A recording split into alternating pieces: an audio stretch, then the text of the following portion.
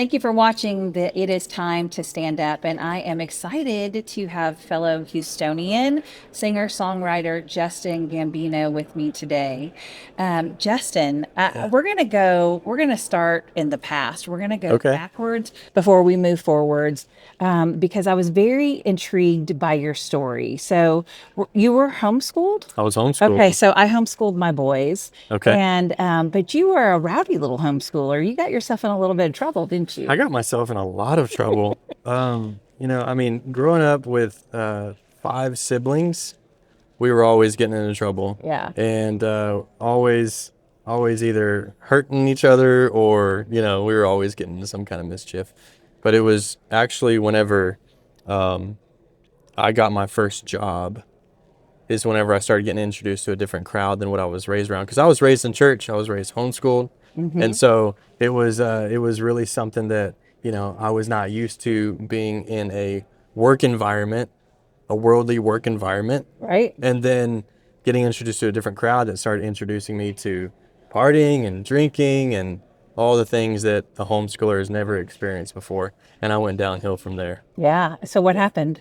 So I started getting mixed up with this crowd that the partying and drinking started leading into breaking and entering, theft, committing theft, and before I knew it, I was standing in a courtroom getting judged for what I did wrong. It Oh, was like 2 months, just 2 months after I graduated high oh my school. goodness. And I know your mom was probably just praying, Jesus, Jesus, Jesus, help him, help Oh, him. 100%. Yeah. Yeah, my Yeah. mom homeschooled all of us, so she's making sure that we're up every Sunday morning to go to church and and really pointing us in the way we should go, Yeah.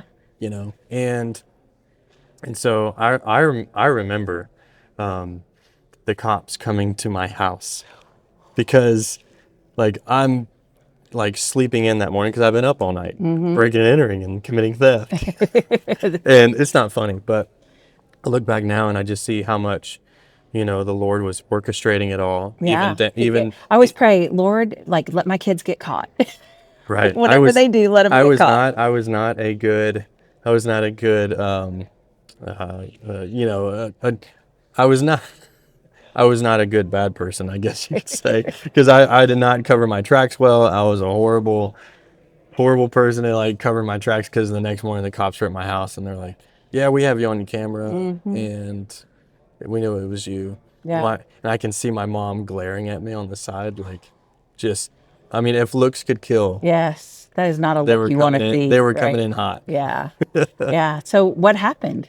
Well, then went down to the police department, turned myself in. I just turned 18. I just graduated high school, Hmm. and the judge that got assigned to my case, he looked at me and he said, "Okay, this is someone that I've never seen before. Like, I'm looking for a record that doesn't exist because I've never seen you before. Can you tell me about yourself? Kind of like you are now." Hmm. And so I started telling him about how I got five siblings, and he starts asking if both my parents are in the picture, Right. who's bringing in the income. So he's asking me all these questions. So I'm answering them one at a time. And he said, "Okay, I don't normally do this, but this is what I'm going to do today. I'm going to give you a choice. And there's going to be consequences to your actions. No doubt about that. But you can take the felony because you stole enough for it to be a felony. You can take the felony and go to jail today, and you can be in jail for at least 6 months. Who knows? You could probably get out early if you're on good behavior, but you can either do that, have a felony on your record for the rest of your life, or I'd like to give you the opportunity to do a lot of community service. You're still going to have Class A misdemeanor on your record. That's just that's how it happens. That's how this works." Hmm. And he said, "And then I want you to go and sign up for a branch of the military. That's another option. The choice is yours today, leaving here. You can go to jail today, or you can go to the recruiter's office and start straightening up your life because I feel like you're a good kid that just needs a second chance." Yeah. And so I took that second choice It's smart. very quickly. Yeah.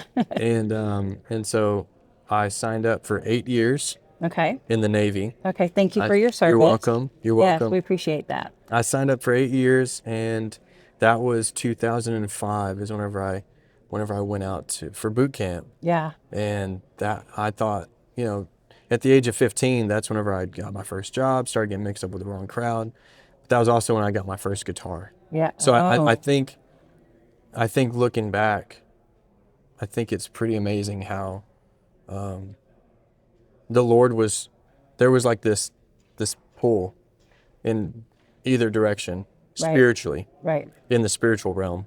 Yep. And so the Lord is calling me to music, and then the enemy steps in and is like, I can distract him He here. comes to kill, steal, and destroy. Yeah. That's his mode. Yeah. And so I thought going off to the Navy was like the end of my dreams of doing music. Oh. Yeah. But then what happened? Well, then 2007 is whenever I got deployed to Iraq. Okay. It was my one and only deployment in the Navy. I was a CB. I don't know if you know what a CB is. So I do. We grew up with CBs. So in I our was home. I was a CB CB. operator? Yep. Yeah. I was a mechanic in the Navy. I was a CB. Okay. And I was told that we would never deploy to Iraq, but they always tell you like recruiters will always lie to you. Uh-huh. And so I found out real quick that whenever they said we weren't going to Iraq, within 2 months of being assigned to my unit, they said we're going to Iraq. 2007, I get deployed over there, and it was about halfway through my deployment. Middle of the summer, we're a little bit south of Baghdad in Iraq, and I remember there was a chapel service that was held on base every Wednesday night. And I was pretty reluctant to go, so I didn't go at first. And then it was on a Wednesday night whenever I felt led to go.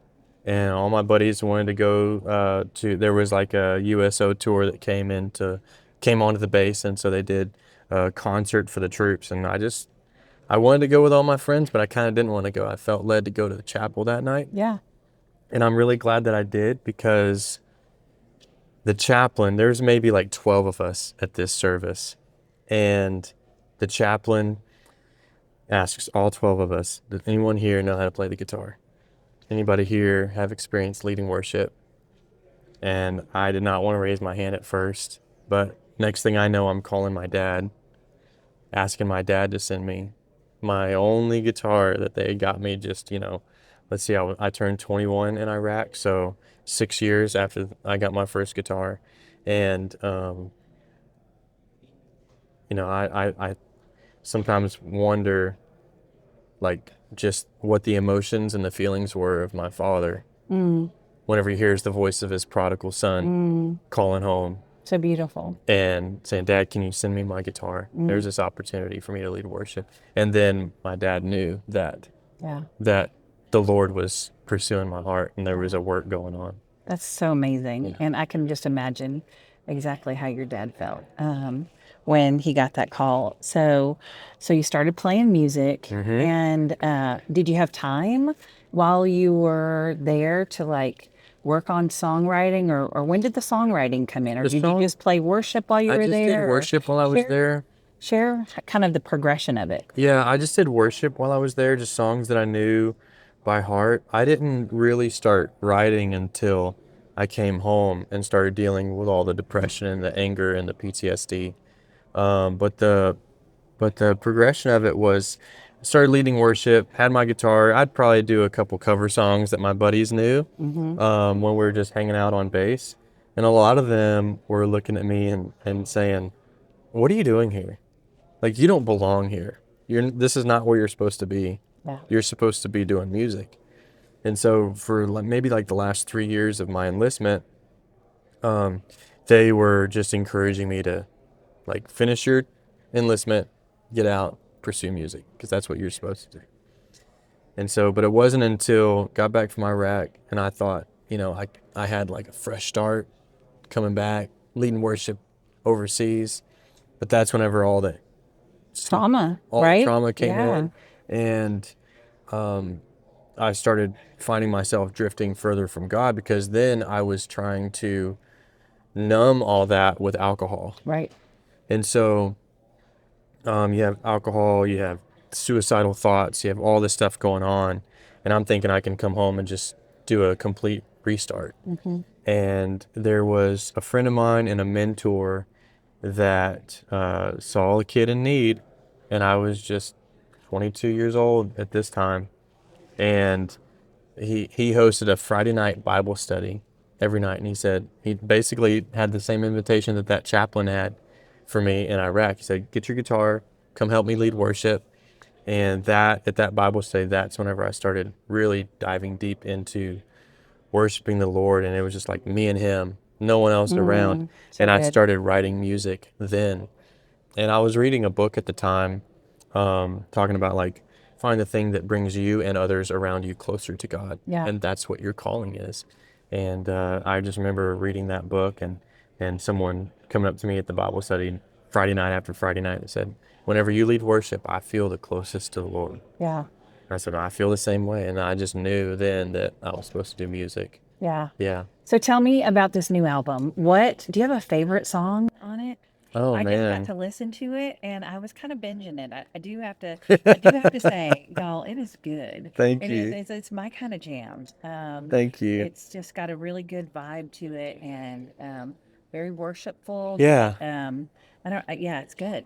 I if I had to pick a favorite, if I absolutely had to pick a favorite, can I narrow it down to two? Yes, yeah. I would say that my favorites are A Father's Heart and Worth Fighting For. They're a little bit slower or worshipful. But those two are just, I don't know, like I normally don't listen to my own music, right? Yeah. I'll listen to, if I hear it come on the radio, I'm like, "Ooh, my song's on the radio," and I'll turn it up. Yeah. And just to be in that moment. Yeah. But those are the two songs that like I could just listen to, because I don't know, it doesn't really seem like me coming through the speakers. I can dive into a time of worship Yeah. in those songs. So yeah, I really love those That's songs. really cool. So who are your musical influences? Oh man. Growing up in youth group, we listened to a lot of Audio A, listened to a lot of Switchfoot, Project 86. Do you remember some Project 86? They're a little bit heavier rock.